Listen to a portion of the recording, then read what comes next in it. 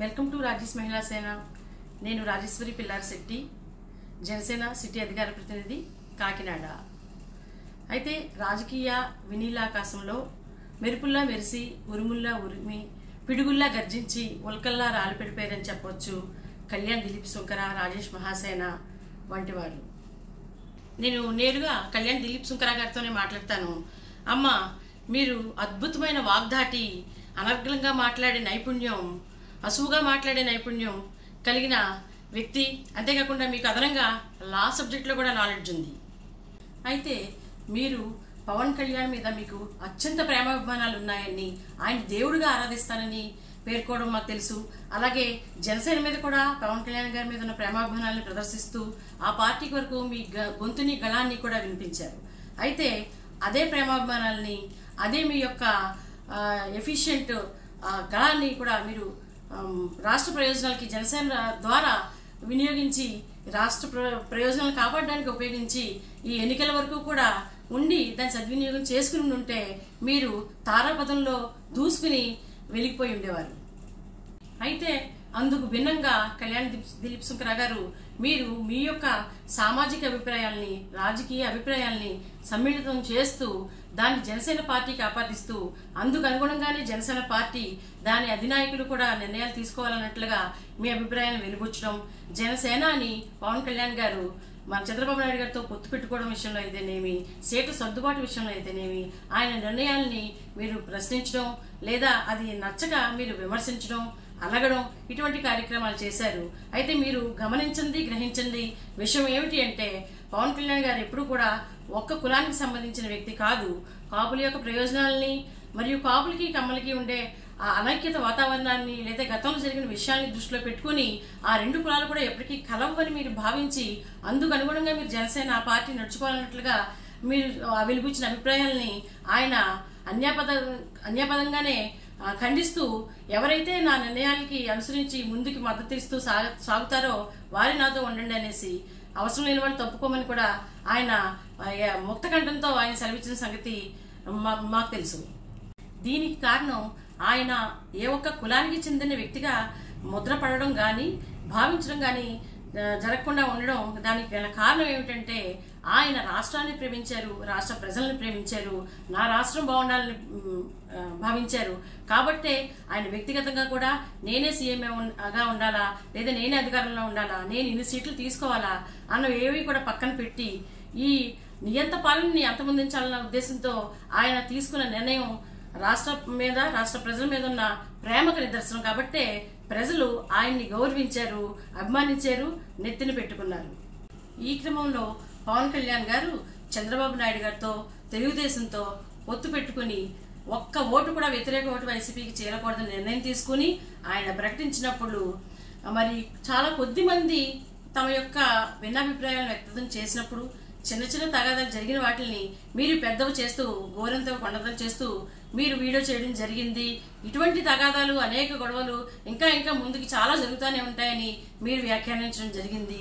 ఇది మీ యొక్క ఇమ్మెచ్యూరిటీకి నిదర్శనం.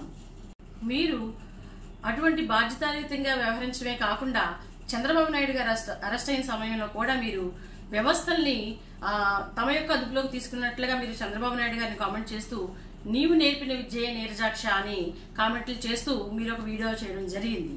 అయితే నేను ఒక ఆంధ్రప్రదేశ్ చెందిన మహిళగా 10 సంవత్సరాల వయసు నుంచి కూడా నేను మా తాతయ్య గారితో కూడా ఉండి రాజకీయాలు చూసిన మహిళని, నా 15 సంవత్సరాల వయసులో కూడా ఎన్టీ రామారావు గారి తెలుగుదేశం పార్టీ పెట్టిన దగ్గర నుంచి కూడా ఈ రాజకీయాలను సునిశ్చితంగా ఫాలో అవుతూ వెళ్తున్న మహిళని, ఇంతకాలంగా ఏ పార్టీ నుంచి కూడా మరియు ముఖ్యంగా తెలుగుదేశం నుంచి కూడా ఎప్పుడు కూడా వ్యవస్థల్ని ఇంతగా చేతిలో తీసుకుని వైఎస్ఆర్సీపీ పార్టీ లాగా ఇంత నియంత్రిత పాలనని ఆంధ్రప్రదేశ్లో అందించిన దాఖలాలు నా అనుభవంలో అయితే లేవు. కళ్యాణ్ దిలీప్ సుంకర గారు, మీలాంటి వారు ఎందరో కూడా ఇలాంటి బాధ్యతారహితమైన స్టేట్మెంట్స్ ఎన్ని ఇస్తున్నప్పటికీ కూడా కేవలం రాష్ట్ర యొక్క ప్రయోజనాలకి కట్టుబడి ఒకే మాట మీద ఉండిపోయి, మరి పవన్ కళ్యాణ్ గారు నాతో ఉండవలసిన వారు, నా నిర్ణయాలు గౌరవించిన వారు నాతో ఉంటారు, కాని వారు మీరు పార్టీ నుంచి వెళ్ళిపోయినా పర్వాలేదు, నాతో కూడా ఉండకుండా వెళ్ళిపోయినా పర్వాలేదని ఆయన దృఢంగా ఒక స్టేట్మెంట్ ఇచ్చినప్పటికీ కూడా మీరు అప్పుడైనా సరే కొంచెం బాధ్యతారహితంగా అట్లీస్ట్ మీరు పవన్ కళ్యాణ్ నా దేవుడని పదే పదే వినిపిస్తున్నందుకు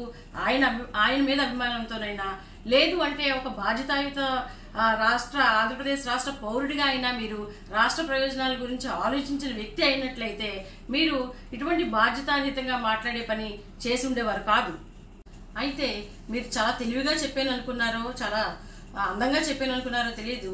తదనంతరం వీడియోలో కూడా మీరు వైసీపీకి చెందిన జగన్మోహన్ రెడ్డి గారి పార్టీని ప్రభుత్వాన్ని మరి ఆ దేవుడే ఓడించాలి అని చెప్పేసి మీరు పేర్కోవడం జరిగింది.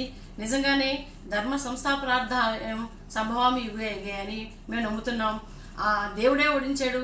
దేవుడి రూపంలో ప్రజలందరూ ఈ గుండెల్లో దేవుడిగా నిలిచిన ఆ పవన్ కళ్యాణే ఆయన్ని, ఆ పార్టీని తుక్కుతుక్కుగా ఓడించడం జరిగింది. కళ్యాణ్ దిలీప్ సుంకరా గారు, ఇది చాలదన్నట్లు, ఇంతవరకు మీరు చేసిన వీడియోలు చాలదన్నట్లు ఈరోజు కూడా మీరు ముద్రగడ పద్మనాభం గారి పేరు మార్పు విషయమై మీరు ఆయన్ని బుజ్జగిస్తూ నచ్చ చెప్తూ చేసిన మరొక వీడియోలో కూడా మరి ముద్రగడ గారు మీరు పేరు మార్చుకోవద్దు, మరి రాబోయే తరుణంలో పవన్ కళ్యాణ్ గారి అవసరం మీకు, మీ యొక్క అవసరం పవన్ కళ్యాణ్ గారికి వచ్చే రోజులున్నాయి. ముఖ్యమంత్రి అవ్వాల్సిన సమయంలో ఇప్పుడున్న పొత్తులు, ఇప్పుడున్న ఐక్యత ఉండకపోవచ్చు, ఉండవు అని చెప్పేసి మీరు అన్యాపదంగా చంద్రబాబు నాయుడు గారు పవన్ కళ్యాణ్ గారి యొక్క ఐక్యత గురించి మరియు తెలుగుదేశం జనసేన పొత్తుల గురించి మీరు అన్యాపదంగా ఒక నెగిటివ్ సెన్స్లో మీరు మాట్లాడడం జరిగింది. మీరు ఆ పొత్తు లేదా వారిద్దరి మధ్య ఉన్న ఐక్యత వికటించాలని కోరుకుంటున్నారా? అసాధ్యం అనుకున్న కమ్మ కాపు ఐక్యతను సాధిస్తూ మరియు అంతేకాకుండా కులాల సమీకరణ నేను చేస్తాను అని చెప్పి ఆ దిశగా ముందుకు సాగి సక్సెస్ అయినటువంటి పవన్ కళ్యాణ్ గారిని మరి ఈ సందర్భంగా కూడా కమ్మ సామాజిక వర్గం అంతా గౌరవిస్తూ ఉంది, ముఖ్యంగా తెలుగుదేశం పార్టీ అంతా గౌరవిస్తూ ఉంది. ఆయన పొత్తు పెట్టుకుని రాష్ట్రాన్ని కాపాడిన తీరు, విజయం వైపు నడిపించిన తీరుకి మొత్తం రాష్ట్రమే కాకుండా దేశం అంతా కూడా ఆయనకి నీరాజనాలు పడుతుంది. ఇటువంటి సమయంలో మీరు కాపులకి ముద్రగడ చేసిన సేవలు, ఆ యొక్క సేవలు సామాజిక పరంగా వాటిని మీరు అన్వయిస్తూ అటువంటి అవసరాలు మళ్ళీ మీకు పవన్ కళ్యాణ్ గారికి మీ అవసరం వస్తుంది, వాళ్ళిద్దరికీ చెడుతుంది చంద్రబాబు నాయుడు గారికి అని మాట్లాడడం ఇది విజ్ఞత కాదు, భావ్యం కాదు. అటువంటి అవసరం రాదు. ఒకవేళ వచ్చినట్లయితే ముద్రగడ గారి అవసరమే జనసేన పార్టీకి కానీ పవన్ కళ్యాణ్ గారికి వచ్చినట్లయితే మేమే ముందుగా తిరస్కరిస్తున్నాం. ఎందుకంటే మహిళల్ని గౌరవించని, లింగ వివక్ష చూపేటటువంటి, మహిళల్ని ప్రాపర్టీగా మాట్లాడే ముద్రగడ పద్మనాభం గారి అవసరం ఏనాడు ఏ రోజు కూడా జనసేన పార్టీకి కానీ మా ప్రీతం సోదరులు జనసేన అధినేత పవన్ కళ్యాణ్ గారికి కానీ రాకుండా ఉండాలని మేము కోరుకుంటున్నాం.